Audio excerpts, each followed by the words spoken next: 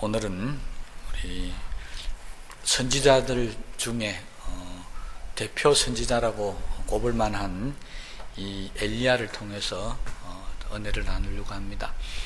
엘리야는 그가 기도하니까 이 땅에 3년 반 동안 비가 내려오지 않았고, 또 기도하니까 비가 내렸다, 그렇게 기록을 했습니다. 죽은 자도 살렸고, 또 갈멜산에서 바알과 아세라 선지자들 850명과 대결해서 승리하기도 하고요. 그가 마지막에는 하나님께서 이 불말과 불수레를 통해서 그를 죽음을 보지 않고 하늘에 올려 데려갈 정도로 그 위대한 하나님의 종이며 선지자라고 그렇게 성경은 기록을 하고 있습니다. 그런데 오늘 우리가 읽었던 이 열왕기상 19장에 있는 말씀을 보면 그런 엘리야의 모습과는 전혀 다른 모습이 기록이 되어져 있습니다. 그렇게 위대했던 이 전설적인 그런 선지자가 오늘 본문에 있는 말씀을 보면은 자기를 죽여달라고 로뎀 나무 밑에 엎드려서 간청하고 있는 모습을 우리가 볼 수 있습니다. 얼마나 놀라운 모습입니까? 하늘에서 비를 내리고 이방 선지자를 물리치기 위해서 불도 내렸던 이 위대한 선지자가 이제는 로뎀 나무 밑에 엎드려서, 그것도 이 유대 광야 브엘사바까지 갈멜에서 200km나 떨어진 곳입니다. 그곳까지 가서 거기에서 엄밀하게 엎드려서 하나님 차라리 나를 죽여달라고 그렇게 기도할 정도로 그렇게 나약한 모습을 우리가 오늘 본문 말씀에 보고 있습니다. 왜 이렇게 위대했던 선지자가 하루아침에 가장 나약한 죽음의 위기로 몰리는 이런 사람이 되었을까요? 오늘 1절 2절에 있는 말씀을 보면 그 이유를 말하고 있습니다. 이 엘리야가 갈멜산에서 승리하고 난 이후에 그는 이제는 모든 바알을 섬기던 사람들 또는 아세라를 섬기던 사람들이 다 하나님 앞에 항복하고 이제 그들이 우상을 섬겼던 모든 걸 다 버리고 하나님의 백성으로 돌아올 줄 알았습니다. 그렇게 기대하고 있었습니다. 그런데 아합의 왕비였던 이세벨이 그 이야기를 듣고 아니다, 내가 저 엘리야를 죽여버려야 되겠다라고 사신을 보내었다는 것입니다. 그래서 엘리야는 그 죽음의 위기를 피하기 위해서 도망을 갔었습니다. 이게 앞뒤가 안 맞는 모습들이 우리가 성경을 통해서 나타나고 있습니다. 그렇게 위대했던 엘리야의 모습이 아닌 가장 나약한 인간의 모습으로 지금 성경이 우리에게 말씀하고 있다는 것입니다. 그런데 우리가 한 가지 알아야 될 게 있는데, 우리가 뒤에 신약에 가면은 야고보는 이 엘리야를 가리켜서 이렇게 이야기하고 있습니다. 엘리야는 우리와 같은, 성정이 같은 사람이로다. 그 말은 무슨 말이냐니까 엘리야는 우리와 똑같은 사람이라는 것입니다.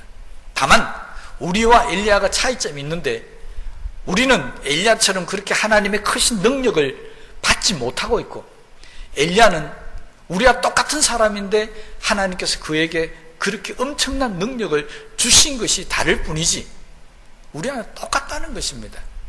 그러니까 우리는 하나님께서 엘리야에게 주셨던 그 위대한 하나님의 능력을 바라보면서 엘리야를 위대한 사람으로 보고 있지만, 엘리야에게 그 하나님의 능력이 사라지고 그 능력이 없어지는 순간부터는 우리와 똑같은 사람이라는 것입니다. 그러니까 엘리야가 이런 위기가 다가왔을 때 그는 하나님의 위대한 능력을 나타냈던 그런 위대한 하나님의 종이 아니라 우리와 똑같은 사람의 모습으로, 나약한 인간의 모습으로 떨어질 수밖에 없었다는 것을 지금 우리에게 보여주고 있는 것입니다. 그러니 우리는 엘리야라는 사람을 보면서 저 사람은 위대한 사람이다 이렇게 평가해서는 안 된다는 것이죠. 엘리야를 바라보면서 하나님의 능력이 그에게 임할 때는 정말 엄청난 위대한 사람이지만 하나님의 능력이 사라져버리는 순간부터 그는 우리와 똑같은 보잘것없는 사람, 어렵고 힘들 때마다 우리가 늘 말하듯이 차라리 죽으시면 좋겠다라고 말하는 우리의 모습과 똑같은 모습을 엘리야가 보여주고 있다는 것입니다.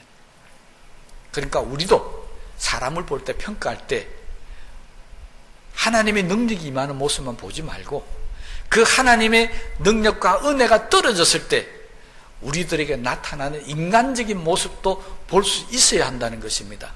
그렇지 않고 만약에 하나님의 능력만 가지고 어떤 사람을 평가하게 되어지면 그 하나님의 능력이 사라져버리는 순간, 그 하나님의 은혜가 떨어져 버리는 순간 우리는 그를 비난하게 되고 사람이 어떻게 저러느냐라고 그렇게 학대할 수밖에 없다는 것입니다.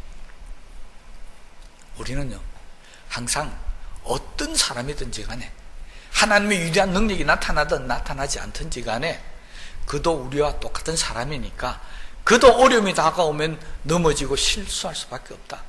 그도 고통이 다가오면 죽을 마음이 생길 수밖에 없다라고 하는 것을 우리가 인정해 줘야 한다는 것입니다. 그런데 많은 사람들은 그렇지를 않습니다. 어떻게 엘리야 같은 위대한 하나님의 종이 나를 죽여달라는 그렇게 나약한 모습으로 바뀔 수 있느냐는 것입니다. 이것은 엘리야의 잘못이 아니라 그것은 우리가 그렇게 잘못 보고는 우리의 잘못입니다. 사람들은요, 누구든지 가장 극단적인 상황으로 떨어지게 되면, 가장 힘없고 나약한 상태로 떨어지게 되면 다 차라리 죽고 싶다, 그런 마음이 생길 수밖에 없습니다. 그게 무슨 죄입니까? 아니잖아요. 그건 나약할 수밖에 없고요.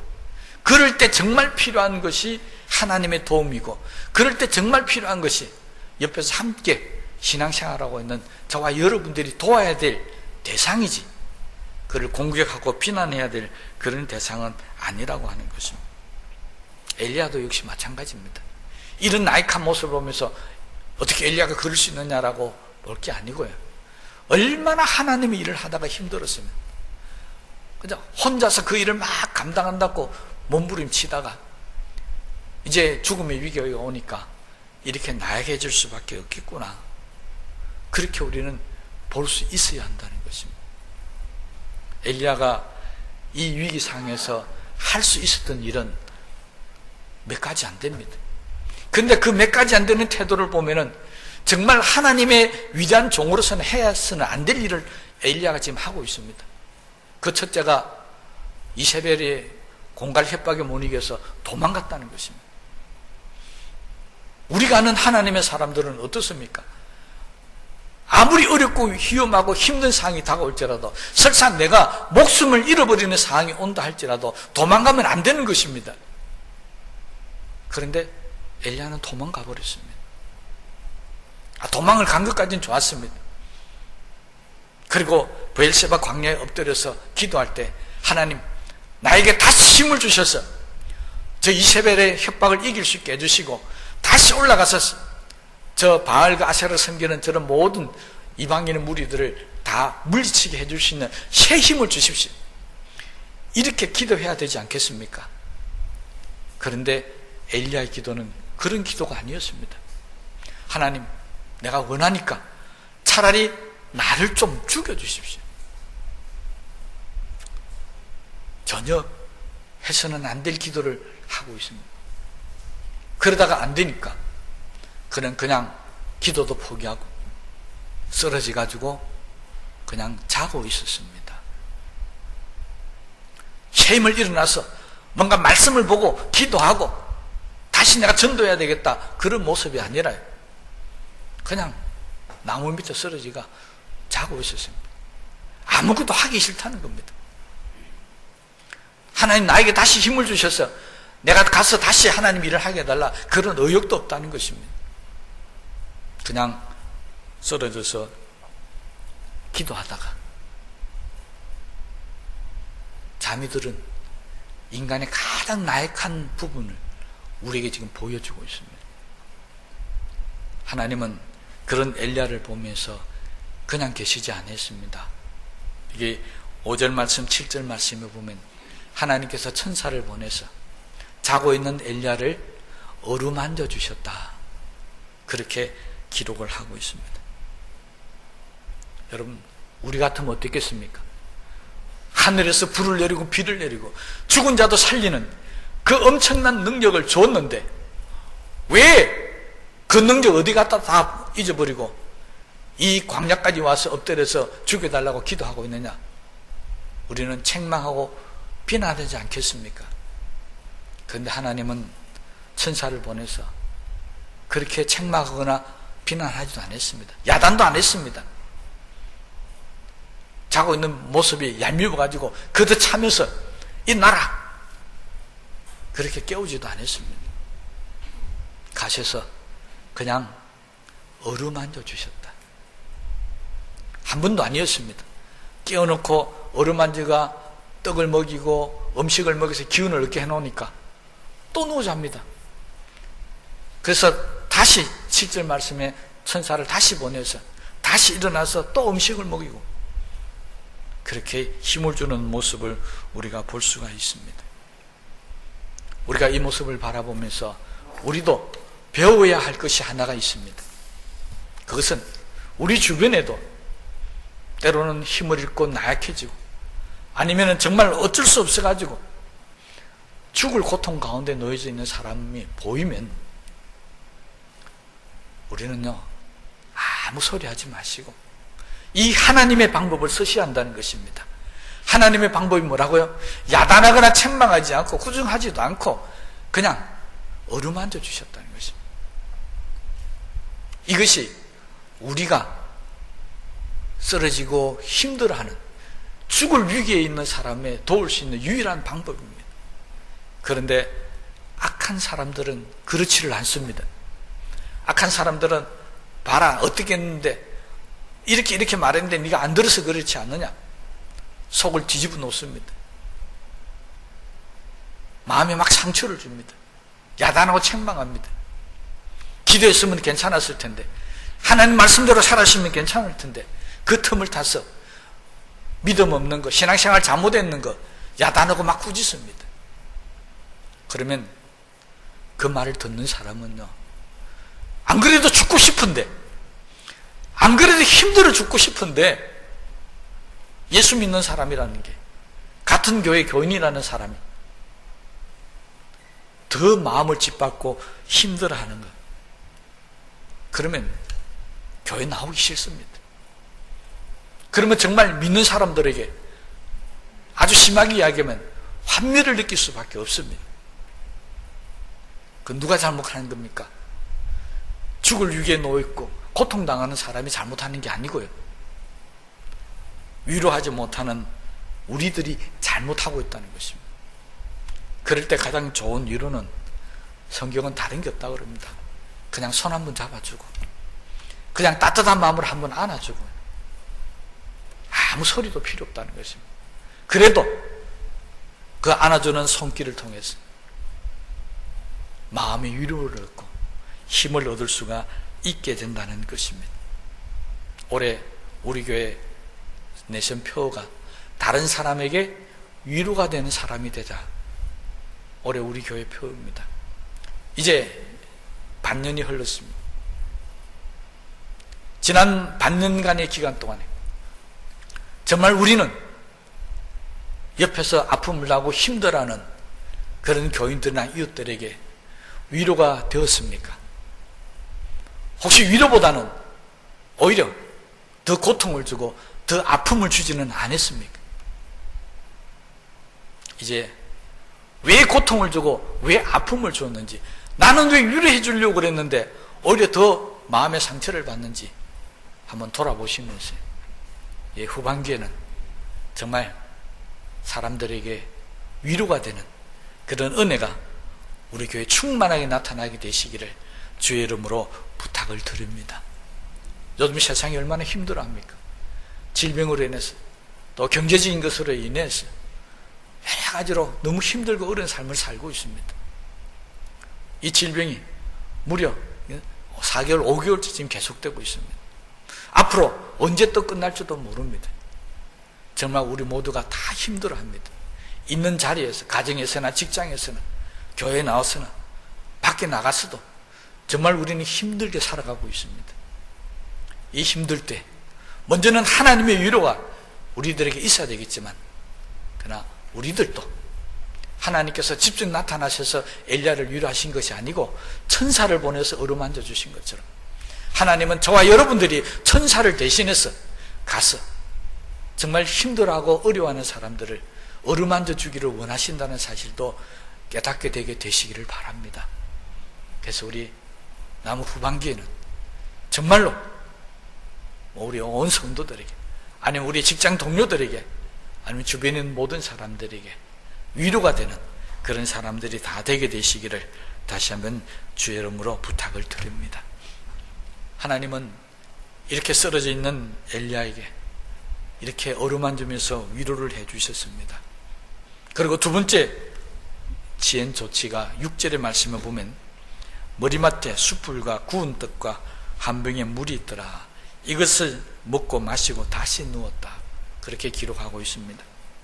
하나님은 말로만 그냥 어루만지는 데만 끝난 것이 아니라, 이 브엘세바까지 도망갈 때 제대로 먹지도 못하고 살기 위해서 얼마나 발버둥 치면서 도망갔겠습니까? 그리고 광야에 하루길을 나가서 기도했다 그러는데 그 광야에 먹을 것이 뭐가 있었겠습니까? 엘리야는 정말 낙심하고 그래서 지쳐서 쓰러져서 누워 잠을 잘 수도 있었겠지만 먹을 것이 없었어. 먹지를 못해서 아마 지쳐서 쓰러져서 자고 있었는지도 모릅니다. 그럴 때 하나님께서 그 엘리야의 모습을 보시면서 그에게 말씀을 주시지 않고 능력을 주시지 않았습니다. 뭘 주셨다고요? 먹을 것을 주셨습니다. 여러분, 우리는요 너무 하나님의 은혜나 어떤 신령한 것을 생각하다가 보니까 이때 하나님께서 성령의 권능도 주시고 하나님의 그 위대한 능력을 다시 주시면 좋겠다 생각하는지 모르겠는데, 하나님 보실 때는 그런 하나님의 위대한 능력보다는 차라리 떡 한 조각, 마시는 물 한 모금이 엘리야에게 훨씬 더 위로가 되고 힘이 된다는 사실을 하나님은 아셨다는 것입니다. 여러분, 사람들이 힘들 때 먹고 마시는 것도 중요하다는 사실을 우리가 오늘 말씀을 보면 알 수 있습니다.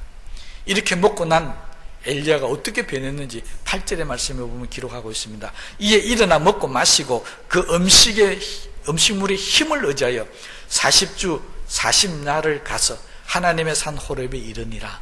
그거 먹고 어떻게 갔다고요? 40주 40일 동안 밤낮 없이 가서 하나님의 산에 갈 수 있는 힘을 얻었다는 것입니다. 거기서 하나님의 산에 왜 갔겠습니까? 거기에서 하나님의 능력을 다시 받기 위해서 안 갔겠습니까? 그런데 그 하나님의 능력이 받기 전까지는 엘리야에게 음식을 먹고 그 음식을 통해서 얻는 육신의 힘이 필요했다는 것입니다. 그래서 성경은 그 음식물의 힘을 의지하여서 40주 40날을 갈 수 있었다라고 기록을 하고 있습니다. 여러분, 어루만지는 것이 마음의 힘이 되었다면, 우리가 안아주고 위로하는 것이 그들의 마음의 힘이 된다면, 음식은 우리의 육신의 힘이 되는 것입니다.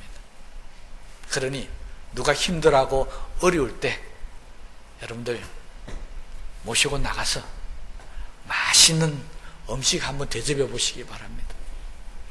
그러면요, 설사 마음의 위로는 못 얻어도 그 대접해주는 그 음식 때문에 고마움을 느끼고 힘을 느낄 수가 있습니다. 저도 그렇거든요.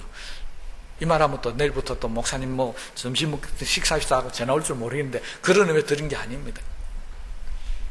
정말 간간히 우리 뭐 권사님들이나 집사님들이 목사님 식사합시다 하고 전화하면 가서 먹고 나면 정말 기분도 좋아지고 막 힘도 나는 것 같아요. 저만 그렇습니까? 여러분도 아마 그렇게 하네. 좋은 음식 먹고 그래? 하면 아마 힘이 날 거예요. 그래서 위로는 좋은 거 대접해줘도 위로가 된다 아시고, 누가 나한테 어떻게 위로해 줄까 그러면 이렇게 이야기합시다. 맛있는 거 사줬다. 우리는 육신을 입고 있기 때문에 때로는 나에게 주는 그 육신의 음식이 힘이 되고 위로가 될 때도 있다는 것입니다. 그러니 그럼 한 번쯤은 너무 힘들어하고 너무 고통스럽다면 아무 소리 하지 마시고 그냥 오늘 내가 맛있는 거 사줄게, 가자, 해서 한번 대접을 해보시기 바랍니다. 그러면 아마 고마움을 느끼고 아마 새 힘을 얻는 그런 은혜도 있게 될 줄로 믿습니다. 사람들은요, 배가 부르고 그죠? 등이 따뜻하고 해야 솔직한 이야기로 기도할 힘도 나고 그죠? 하나님 일할 힘도 나지. 배고파 죽겠는데 뭐 이 일을 해라 저 일을 해라면, 옛날 우리 어르신들이 하신 유명한 말이 있습니다. 금강산 구경도 식구경이다. 먹고 나야 구경하는 것도 그러니까 좋은 일이 있는 것이지, 굶주려서는 아무것도 할 수 없다는 것입니다. 여러분, 혹시 여러분 가운데 맛있는 게 먹고 싶다든지 그거 먹지 못해서 힘이 없다 생각되시는 분은 누가 옆에서 대접 안 하던 것들랑 저한테 꼭 전화하십시오. 제가 원하는 맛있는 거 사드리겠습니다. 자, 내일부터 대접해주겠다는 전화가 많은지 대접해달라는 전화가 많은지 뭐 어떤 전화가 많은지는 잘 모르겠지만 한번 기도를 해보고 있겠습니다. 여러분, 우리 모든 성도님들 서로 따뜻하게요, 떡 한 짝이라도 물 한 모금이라도 계속 대접하는 그런 은혜가 있게 되시기를 바랍니다. 그래서 그것을 통해서 엘리야는 힘을 얻어서 다시 하나님을 찾아갈 수 있었다는 것입니다. 그러므로 사람들에게 위로가 된다는 것이 얼마나 귀한 일인가 하는 것을 알 수가 있습니다. 이것이 엘리야가 첫 번째 힘을 잃었던 이유였고요. 두 번째 4절 말씀에 보면 또 다른 이유를 이야기합니다.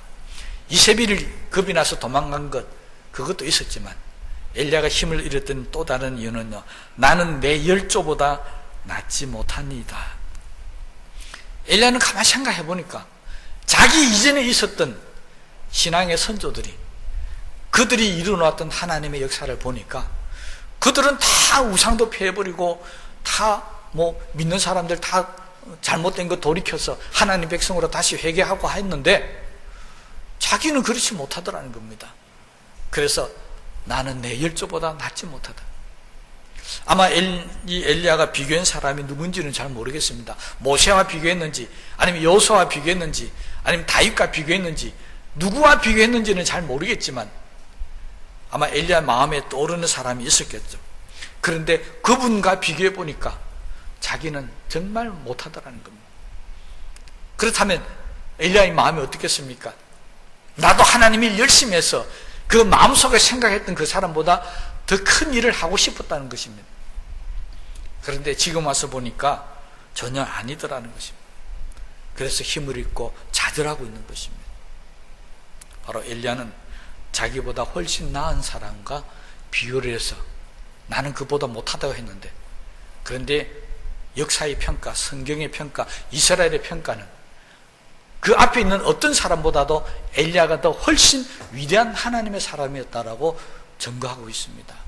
그런데 본인만 내가 내 열조보다 못하다고 그럽니다.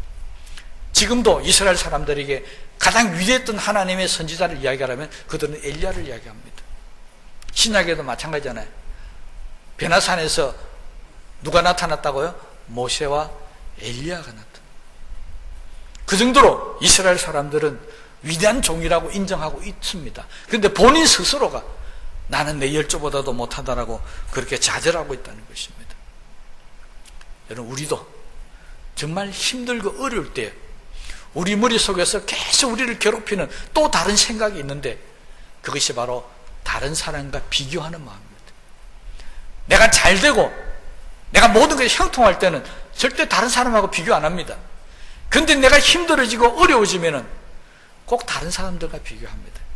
그 비교하는 대상 가운데 여러 종류의 사람들이 있겠지만 가장 우리를 힘들게 하는 대상 중에 하나가 이전에 있었던, 엘리야가 있잖아요. 내 앞에 있었던 사람들 10쪽. 그러니까 우리는 그 이전에 있었던 사람들과 비교하면 누구와 비교합니까? 학교 다닐 때 나와 가장 친한 친구, 나와 가까이 지냈던 친구가 지금 와서 보니까 나보다 훨씬 더 잘 되어져 있는 겁니다. 그런데 그 잘 되어져 있는 친구의 모습들이 평소에는 잘 안 떠오르는데 정말 내가 힘들고 어려울 때, 그럴 때는 이상하게 그게 떠오르는 겁니다. 그래서 그 사람과 비교합니다. 공부는 내가 훨씬 더 잘했는데 이전엔 훨씬 더 내가 나았는데 지금은 왜 못합니까? 누구 때문에 그렇다고요? 자꾸 남을 원망하고 비교해서 힘들어집니다. 그래서 우리는 더 어렵고 더 힘들어진다는 것입니다. 어렵고 힘들수록 절대 다른 사람과 비교하지 마십시오. 하나님은요, 그 사람 인생은 하나님이 그 사람에게 따로 주셨고 내 인생은 하나님께서 따로 나를 만들어 가시는 것입니다. 정 비교하고 싶으면 과거의 내 모습과 비교하십시오. 이전에 학교 다닐 때 내 모습은 어땠는데 지금 비교해 보니까 그때보다 내가 못하다. 그러면 그때보다 더 낫도록 열심히 해야 되겠죠. 그런데 만약 비교해 보니까 그때보다 내가 훨씬 더 잘 사는 것 같고 그때보다 내가 훨씬 더 아는 것도 많은 것 같고 믿음도 그때보다는 지금이 좋은 것 같다 생각하면 여러분 지금 잘하고 계시는 겁니다. 실패한 게 아닙니다. 전에보다 훨씬 낫잖아요. 그런데 내가 보니까 과거의 내 모습보다 믿음도 지금 형편없는 것 같고 과거의 어떤 살아가는 모습보다 지금 내가 형편없는 것 같다. 그러면 다시 힘을 얻고 다시 출발해서 지금의 내 모습보다는 앞으로 몇 달 뒤의 내 모습, 앞으로 1, 2년 후의 내 모습은 더 나아야 되겠다고 지금 열심히 우리가 기도하고 노력하면 되는 것입니다. 비교의 대상은 남이 아니라 바로 내 자신이라는 사실을 다시 한번 아셔서 오늘 이 시간 이후부터 저와 여러분들은 오늘의 모습보다는 내일의 모습이, 앞날의 모습이 훨씬 더 나은 사람들이 되시기를 주의 이름으로 축원합니다. 그러면 힘을 얻을 수 있습니다. 왜 자꾸 쓸데없이 다른 사람과 비교해서 그렇게 낙심합니까? 그리고 또 하나 있습니다. 엘리야가 너무 힘든 것은 내가 열조보다 못하다 그것도 있었지만 또 하나 이렇게 내가 죽을 지경이 됐는데 나만 혼자 남았다는 것입니다. 그래서 그는 18장 22절에 19장 10절에 19장 14절에 계속해서 그는 반복해서 하나님 앞에 그렇게 얘기합니다. 오직 나만 남았습니다. 정말 내가 힘들어 죽을 지경이 됐어. 누가 나를 좀 도와주시면 좋겠는데 도와줄 사람이 주변에 보다 아무도 없다는 것입니다. 오직 나만 남아있는 겁니다. 그러니까 죽어야죠. 그렇잖아요. 나는 무능하고 나는 힘도 없고 나는 열조보다도 못하고 더군다나 이렇게 죽을 위기에 있는 나한테는 도울 사람 아무도 없고요. 그러니까 엘리야는 차라리 나 죽여주십시오라고 기도할 수밖에 없었다는 것입니다. 그런데 그 말씀을 듣던 하나님께서 19장 15절에서 18절의 말씀 보면 아니라고 합니다. 엘리야 네 혼자가 아니라 너를 위해서 7,000명이나 남겨주었다는 것입니다. 그리고 또 앞으로 네 사역이 끝나면 너보다 갑절의 능력을 가질 수 있는 엘리사를 통해서 네가 하는 이 일을 계속해서 이어가게 해주겠다. 그리고 지금 아합이 저렇게 설치는데 예후라는 사람을 일으켜서 저 아합을 물리쳐서 아합의 왕조를 멸망시켜버리겠다. 그리고 옆에 있는 이방나라 암몬 왕 하사엘을 통해 가지고 계속해서 아합을 괴롭히겠다라고 그렇게 약속을 하십니다. 엘리야는 나 혼자라고 그랬는데 하나님께서는 7,000명도 남겨주시고 그를 죽이려 했던 아합도 물리칠 수 있는 여러 이야기들을 만들어 놓으셨다는 것입니다. 심지어는 그의 후계자까지 하나님 준비해 놓으셨습니다. 그는 혼자가 아니었습니다. 그에게 7,000명이 있고 후계자도 있는 것도 참 중요하겠지만 그보다 더 중요한 사실은 나만 오직 남았다라고 할 때 그 곁에는 항상 하나님께서 계셨다는 사실을 믿으시기를 바랍니다. 하나님이 계셨기 때문에 7,000명도 있는 것이고 엘리사도 있는 것이고 예후도 있는 것이고 하사엘도 있는 것입니다. 하나님이 없었더라면 이 모든 게 다 절망으로 갈 수밖에 없습니다. 그러므로 저와 여러분들도 정말 내가 힘들고 어렵고 쓰러질 때 나만 혼자 있다고 좌절하지 마시고 내 곁에 계시는 하나님을 붙드시기를 바랍니다. 성경에 하나님을 붙드는 사람들 망한 사람 없습니다. 죽은 사람 아무도 없습니다. 그들은 다시 일어나셨습니다. 하나님, 나밖에 없습니다. 그러면 힘들어집니다. 하나님 일하는 것도 마찬가지입니다. 우리 교회도 보면 어떤 분들은 정말 열심히 하나님 일을 여러 가지 맡아서 하는 분이 있습니다. 제가 기도할 때마다 늘 기도하는 게 뭔 줄 아십니까?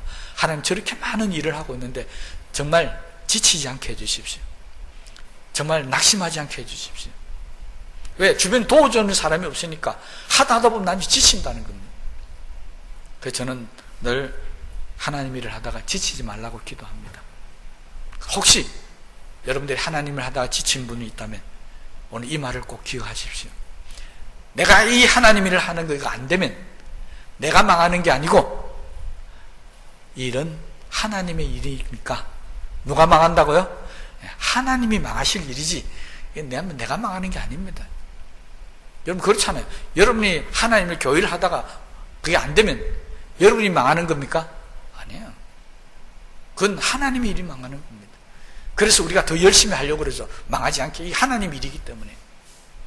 그렇다면요, 하나님의 일은 하나님이 책임져 주신다는 사실도 깨닫게 되게 되시기 바랍니다. 내가 아니면 나 아닌 다른 사람을 통해서도 하나님 일 하십니다. 엘리야가 못하겠다니까 엘리사를 세워서 하시잖아요. 그러니까 너무 그렇게 엘리야가 돼서 힘들고 하지 마십시오. 여러분, 우리 교회가 엘리야 같은 사람이 많으면 얼마나 좋겠습니까? 그렇더라도 여러분들 다 엘리야가 되려고 하지 마십시오. 엘리야만 하나님의 사람은 아닙니다. 7,000명도 하나님의 사람입니다. 그렇잖아요. 그런데 우리는 다 모두가 다 엘리야가 되시면 좋겠다고 생각합니다. 나도 엘리야 같은 능력을 갖고 싶고 나도 엘리야 같이 위대해지고 싶고요. 엘리야는 확률상으로 이야기합시다. 한 명의 엘리야 대 하나님의 사람 7,000명입니다. 여러분, 그 7,000명에 속해도 천국 가고요, 그 7,000명에 속해도 하나님 다 잘할 수 있습니다. 왜 꼭 엘리야만 되려고 그렇게 노력하고 그게 안 돼서 힘들어하고 나중에는 지체가 쓰러지면서 하나님 나밖에 없습니다라고 그렇게 할 수밖에 없느냐는 것입니다. 여러분, 우리 너무 힘든 이유가 엘리야가 되려고 하기 때문에 힘들 수도 있습니다. 7,000명이 되면 편안할 수도 있다는 사실을 아시고요, 너무 힘들어 지치는 것보다는 그냥 때로는 7,000명 가운데 한 사람이 되어서 하나님 일을 감당하는 것도 좋은 일이다, 그렇게 생각하시면 됩니다. 그러나 혹시라도 우리 가운데 나는 죽어도 엘리야가 되어야 되겠다, 그렇게 생각하시는 분이 있으면 그 믿음대로 하는 것이니까 그건 엘리야가 되십시오. 그런데 그렇게 엘리야가 돼서 열심히 하다가 혹시 쓰러질 때가 됐고 너무 힘들어서 견디지 못할 그런 순간이 오시면 이 말씀을 꼭 기억하시기 바랍니다. 내가 쓰러지고 넘어져도, 내가 죽을 위기 가운데 놓여 있어도 하나님은 나를 어루만져 주시며 나에게 새 힘을 주시며 나에게 다시 일어날 수 있는 기회를 주신다는 사실 꼭 기억하게 되시기를 바랍니다. 우리는 쓰러져서 죽는 자가 아닙니다. 우리는 쓰러져서 죽을 위기 가운데 있다 할지라도 하나님께서 반드시 다시 일으켜서 새 힘을 주시고 다시 하나님의 나라와 하나님의 일을 위해서 쓰시는 하나님의 사람이라는 사실을 믿으시기를 바랍니다. 절대 하나님은 우리가 쓰러져 죽도록 내버려 두지 않습니다. 그러므로 엘리야처럼 하나님 붙들고 하나님 앞에 찾아 나오셔서 하나님 주신 은혜 속에서 다시 한번 일어나셔서 하나님의 놀라운 사역을 감당하는 그런 일들이 있게 되시기를 바랍니다. 그래서 엘리야가 일어나서 다시 찾아간 곳이 어디라고요? 8절 마지막 말씀 보면 하나님의 산 호렙에 이르니라. 여기에서 엘리야는 다시 살아났습니다. 로뎀나무 밑에서는 내가 죽겠다고 했는데 하나님의 산 호렙에 와서는 다시 살아나서 후계자를 세우고 나머지 사명을 잘 감당하다가 마지막에 불말과 불수를 타고 하늘로 올라가는 정말 위대한, 이스라엘 역사상 가장 위대한 하나님의 선지자로 그의 인생이 끝이 났었습니다. 여러분, 정말 힘들고 어려울 때 여러분이 찾아가야 될 곳이 어디에 있습니까? 바로 하나님의 산 호렙입니다. 다시 말씀드리면 바로 하나님의 성전이라는 사실을 아셨어요. 정말 세상 살다가 힘들고 어려울 때, 죽고 싶을 때 여러분이 마지막 찾아가서 힘을 얻을 수 있는 곳은 바로 하나님의 교회라고 하는 사실을 잊지 말게 되시기 바랍니다. 그래서 교회를 찾아 나와서 여러분들이 다시 일어나서 다시 과거의 모든 것을 회복하고 새 능력과 새 힘을 받는 이런 은혜 속에 살아가는 우리 모든 성도들이 다 되시기를 주의 이름으로 축원합니다. 우리 말씀을 생각하시면서 기도하십시다.